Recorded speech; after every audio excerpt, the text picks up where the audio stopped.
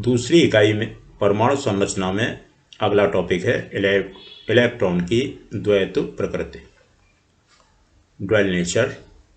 Electron, ये इसकी द्वैत प्रकृति को बताने के लिए इलेक्ट्रॉन एक कण और तरंग दोनों के ही गुण प्रदर्शित करता है। कुछ प्रयोगों में यह कण के रूप में, जबकि कुछ अन्य प्रयोगों में तरंग के रूप में व्यवहार करता है। हालांकि किसी एक प्रयोग में ये दोनों ही गुण प्रदर्शित नहीं करते हैं। इसे इलेक्ट्रॉन की द्वैत प्रकृति कहते हैं। अगला टॉपिक है डी ब्रोगली संबंध या डी ब्रोगली समीकरण। गतिशील सूक्ष्म कण जैसे इलेक्ट्रॉन, प्रोटॉन आदि तरंग के गुण प्रदर्शित करते हैं। कोई भी सूक्ष्म कण गतिशील है तो वो तरंग के गुण प्रदर्शित करता है। यदि m द्रव्यमान का सूक्ष्म कण b वेग से गतिमान है तो उसका संवेग p बराबर होगा द्रव्यमान इंटू वेग m इंटू b के। कण की तरंगदैर्घ्य लैम्डा ये समानुपाती होगी 1/p के, या लैम्डा बराबर समानुपाती का चिन्ह हटाया h/p। यहाँ h प्लांक नियतांक है और p के स्थान पर हम mv रख सकते हैं, तो लैम्डा बराबर h/mv। इस समीकरण को डी ब्रोगली संबंध या डी ब्रोगली समीकरण कहते हैं।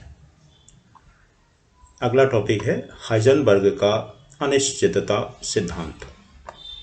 किसी गतिशील अतिसूक्ष्म कण की स्थिति मीन्स पोजीशन और उसका संवेग, इन दोनों का ही एक साथ यथार्थ निर्धारण असंभव है।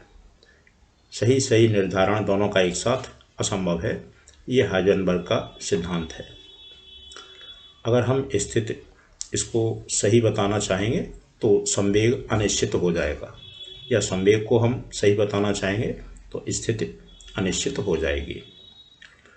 तो अब स्थिति को सही बताने के लिए संवेग की अनिश्चितता आएगी, तो वो संवेग की अनिश्चितता मान लीजिए डेल्टा पी है, और संवेग को सही बताने के लिए स्थिति की जो अनिश्चितता आई वो डेल्टा एक्स है। तो यहाँ delta p into delta x ये greater than equal to h/4π, h/4π के से अधिक होगा इन दोनों का गुणनफल या बराबर होगा। तो यह अनिश्चितता सिद्धांत का गणितीय रूप है। इसके बाद अगला टॉपिक है इसमें आधुनिक परमाणु मॉडल। तो श्रोडिंगर ने दिया है ये, और यह इलेक्ट्रॉन की तरंग प्रकृति पर आधारित है। इस मॉडल के अनुसार परमाणु के दो भाग होते हैं। पहला है धनावेशित नाभिक और दूसरा है नाभिक के चारों ओर का त्रिविम क्षेत्र जिसमें इलेक्ट्रॉन रहते हैं। दूसरा पॉइंट है इलेक्ट्रॉन नाभिक के चारों ओर विभिन्न आकार, विभिन्न ऊर्जा और दिशा विन्यास के परमाणु कक्षकों में रहते हैं। तो इलेक्ट्रॉन कक्षकों में रहते हैं। एक कक्षक में कंडीशन है विपरीत चक्रण वाले 2 इलेक्ट्रॉन रह सकते हैं। तीसरी बात है कक्षकों से उपकोष बनते हैं और उपकोषों से कक्षा या कोष बनते हैं। उपकोष इनको SPDF द्वारा प्रदर्शित करते हैं और इनमें 1, 3, 5 और 7 इतने कक्षक होते हैं। तो इस तरह से S उपकोष में एक कक्षक है तो उसमें 2 इलेक्ट्रॉन होंगे, S2 से दिखाएंगे। P में 3 कक्षक तो 3 दूनी 6 इलेक्ट्रॉन, P6। ऐसे D में 10 और F में 14 कक्षा या कोष को नाभिक की ओर से इनको या तो नंबर देंगे 1, 2, 3, 4 या KLMN इनके द्वारा प्रदर्शित करते हैं। किसी कोष में कोष N, मान लो कोई कोष है तो उस कोष में N ही उपकोष होंगे और कक्षक कितने होंगे N²। इस तरह से कोष में कितने उपकोष होंगे और उपकोष में कितने कक्षक होंगे उनको हम बता सकते हैं। इसके बाद आपके यहाँ टॉपिक है कक्षकों की अवधारणा। तो परमाणु नाभिक के चारों ओर विभिन्न आकार, ऊर्जा और दिशा विन्यास के त्रिविम क्षेत्र, जिनमें इलेक्ट्रॉन औसतन अधिक पाए जाते हैं, तो उन क्षेत्रों को परमाणु कक्षक कहते हैं। एक कक्षक में विपरीत चक्रण वाले 2 इलेक्ट्रॉन रह सकते हैं।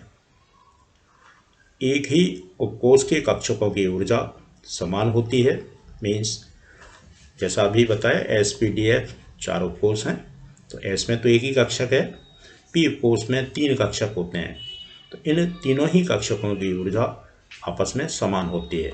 D के जो 5 हैं या F के 7 हैं, इनकी ऊर्जाएं आपस में समान होती हैं। तो एक ही उपकोष के कक्षकों की ऊर्जाएं समान होती है, इसलिए इन्हें अब समभ्रंश कक्षक, डिजनरेट ऑर्बिटल्स कहते हैं।